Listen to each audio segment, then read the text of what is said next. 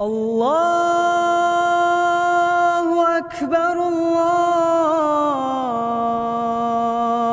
Akbar. Allah itu kalau kangen sama kita, Allah kasih kita ujian.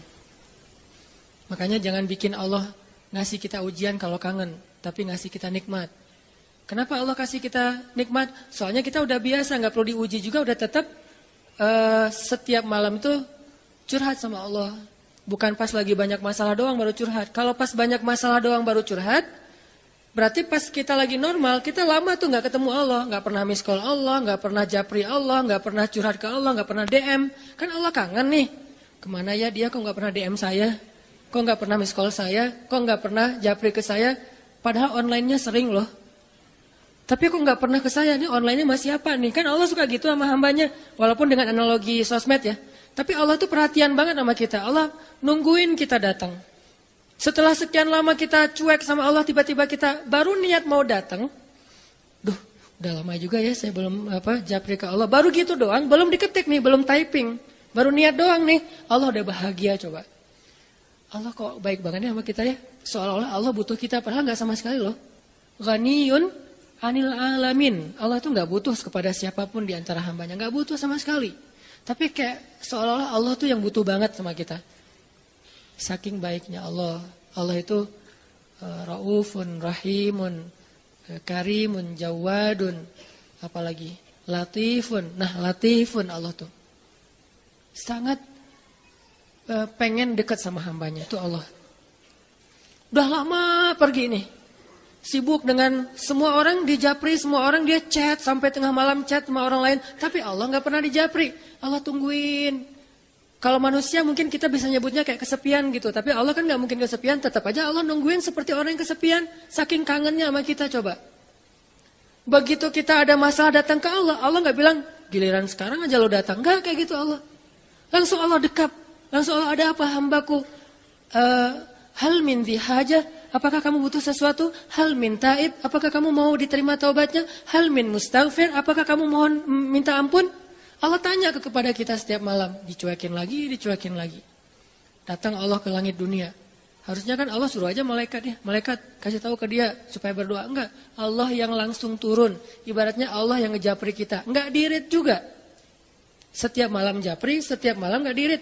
Padahal online-nya, lasinnya tuh setiap jam bahkan setiap menit dia online terus. Tapi yang Allahnya enggak dirit, ketimpa lagi tuh. Marahkah Allah? Enggak. Kalau Allah marah, pasti kita udah celaka dari dulu juga. Karena kalau Allah udah marah, maka perhatikanlah kaum-kaum sebelum kalian, kata Allah.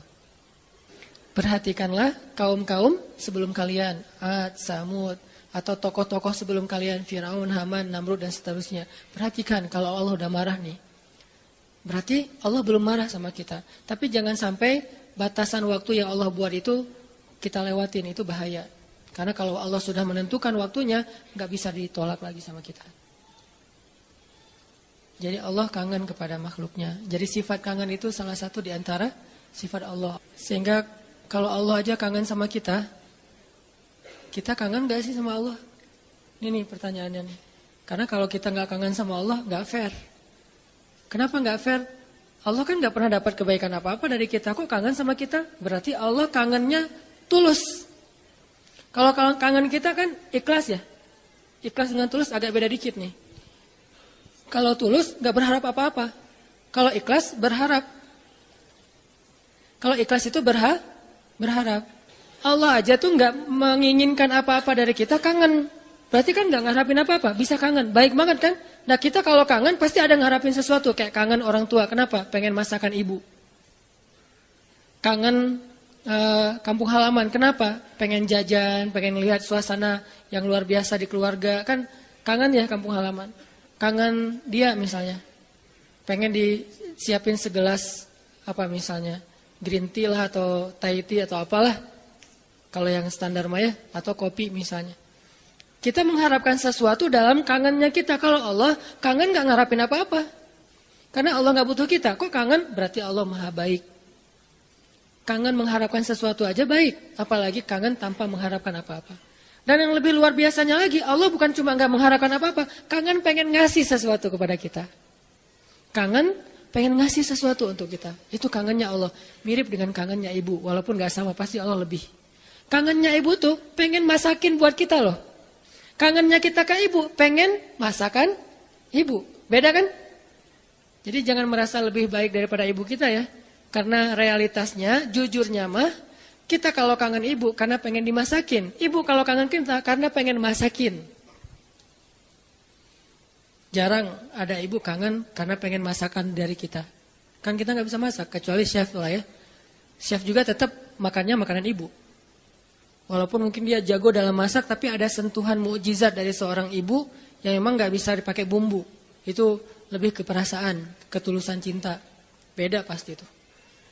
Ibu saya tuh kalau masak, mungkin banyak ibu-ibu lain atau siapapun perempuan yang masaknya tuh enak. Tapi tetap aja kalau yang dimasak oleh ibu tuh beda. Nggak tahu gimana, nggak bisa dijelasin aja pokoknya, beda. Gitu juga yang dimasakin oleh istri.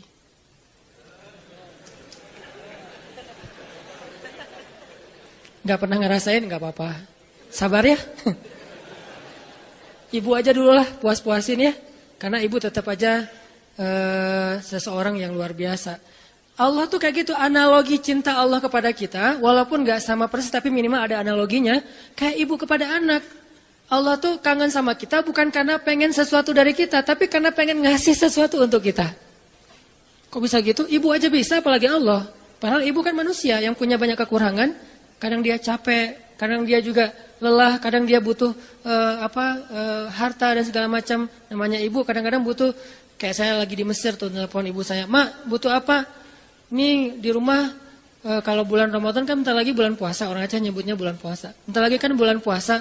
Di rumah nggak ada es, masa harus beli terus ke tetangga, nggak enak. Menjelang berbuka pas lagi ngabuburit datang ke rumah tetangga, bisa nggak beli kulkas? Boleh mak, boleh gitu. Nggak pernah saya ngerasa mak nggak kangen sama saya, kangennya kulkas, nggak kan? Walaupun ibu kita manusia, tetap aja kangennya lebih tulus daripada kangen kita. Kenapa ibu pengen beli kulkas? Bukan buat dirinya, buat adik-adik. Karena adik-adik itu kalau buka puasa pasti wajib mereka mah minumnya yang dingin misalnya. Nah ibu nggak suka minum dingin. Ibu sama ayah nggak suka minum dingin. Ayah saya pasti buka puasanya kalau nggak rokok ya kopi.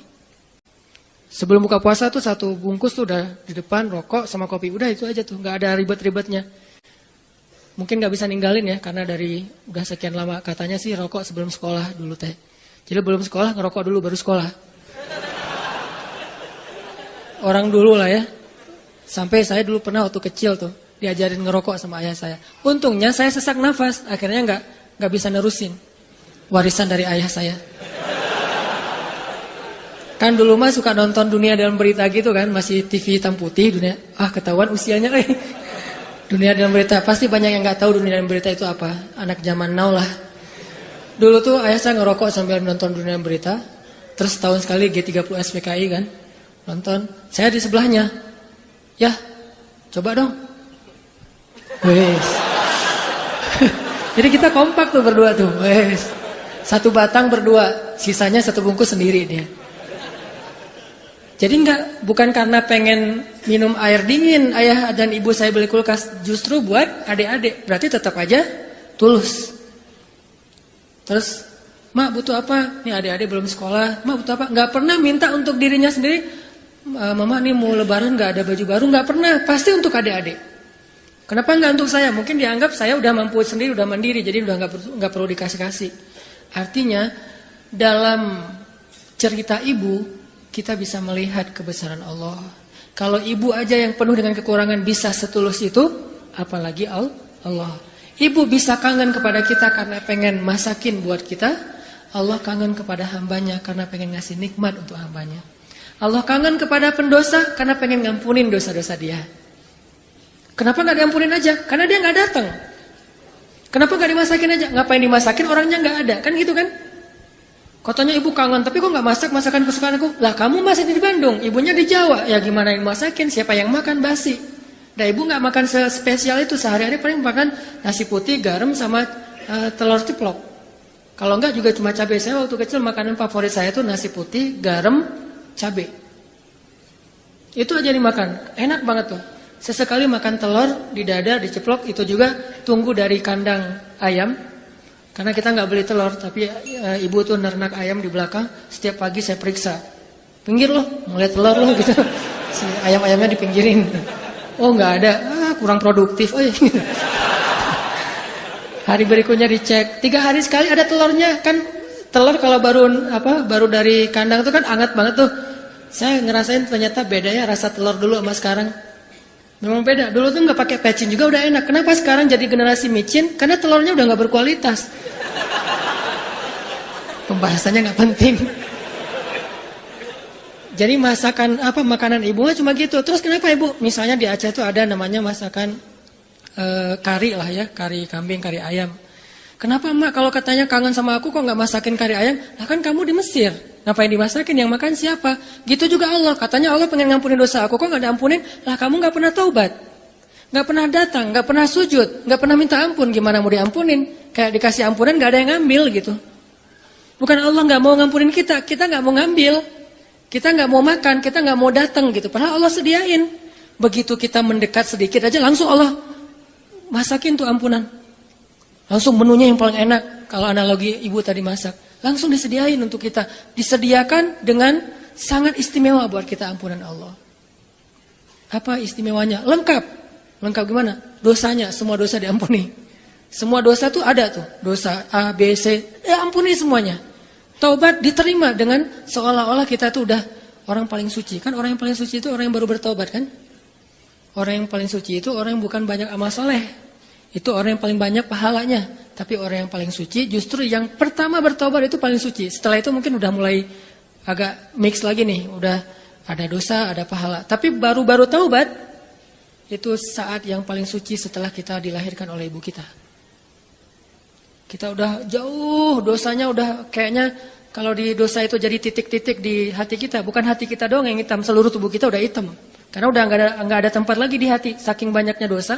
Kalau seandainya dosa itu satu titik pulpen, terus setiap kita buat dosa tuh jadi tinta sekecil ujung pulpen itu di hati kita, kayaknya bukan hati kita doang yang udah hitam, seluruh tubuh kita juga udah hitam. Bukan cuma tubuh kita, sampai area di sekeliling kita tuh udah hitam saking banyaknya dosa. Soalnya di hati udah nggak ada tempat kosong untuk nitik-nitik kayak gitu. Akhirnya taruh di tangan, jadi tato semuanya, terus di lantai. Saking banyaknya dosa kita. Begitu kita datang kepada Allah, belum beramal soleh, baru mau datang. Astagfirullahaladzim. Langsung Allah sediakan menu istighfar, taubat dengan menu yang sangat istimewa. Jadi Allah tuh kangen kepada pendosa karena pengen ngampunin dosanya. Kangen kepada orang yang banyak masalah karena pengen ngasih solusi dalam masalahnya. Kangen kepada orang yang udah berbuat amal soleh karena pengen mengangkat derajatnya. Jadi kangennya Allah itu untuk kita. Kangennya kita untuk diri sendiri. Walaupun boleh-boleh aja kangen untuk diri sendiri. Sama kayak kita boleh kangen sama ibu. Ibu kita gak akan balikin, kamu mah cuma kangen masakan mama, gak kangen sama mama. Gak ngomong gitu kan ibu kita mah. Ya udah pulang atuh nak gitu. Ya udah cepat pulang biar mama masakin. Mau masakin apa nih? Saya sering kalau dulu kan di pesantren pulangnya seminggu sekali. Karena pesantrennya dekat rumah sih, satu kota gitu. Setiap hari Sabtu pulang, hari Minggu sore udah balik ke pesantren. Itu setiap hari Sabtu ibu tuh pasti masakannya spesial tuh. Bang, pulang jam berapa? Jam 4 sore mah. Ya udah nanti mama masakin jam 3 biar hangat pas abang datang. Kadang-kadang macet atau naik angkotnya penuh karena sore itu angkot selalu penuh. Datangnya jam 7, diangetin lagi sama mama. Kenapa tadi enggak jam 4 udah mama masakin? Disiapin sama ibu. Enggak pernah ibu bilang, kamu mau pulang cuma untuk masakan, bukan untuk ibu. Enggak pernah ngomong kayak gitu. Gitu juga Allah. Allah enggak pernah ngomong kayak kamu mau datang karena udah banyak dosa, bukan untuk saya kan? Enggak gitu. Memang kita datang kepada Allah pengen diampuni dosa. Memang kita datang kepada Allah karena butuh. Dan butuhnya kita kepada Allah bentuk dari yakinnya kita. Gak boleh kita bilang saya gak butuh Allah. Saya mah memang datang karena cinta. Gak gitu. Itu mah terlalu naif menurut saya. Saya gak butuh surga. Saya gak takut neraka. Naif banget sih. Gak takut neraka. Gak butuh surga. Seolah-olah harta yang berharga di sisi Allah itu gak butuh gitu. Sombong banget kita kalau bilang gak butuh surga. Sombong banget kita kalau bilang gak takut neraka. Malaikat Jibril aja takut neraka. Pernah malaikat Jibril nangis luar biasa. Kayak orang habis diputusin nangisnya teh. Nangis banget tuh, didatengin sama Nabi Muhammad. Jibril, kunaon gitu. Kenapa gitu, Jibril kok nangisnya kayak gitu-gitu amat. Ini ya Rasul, saya teringat tentang neraka. Dan setiap kali teringat tentang neraka, sejak Allah ciptakan neraka itu, saya nggak bisa berhenti nangis. Coba. لا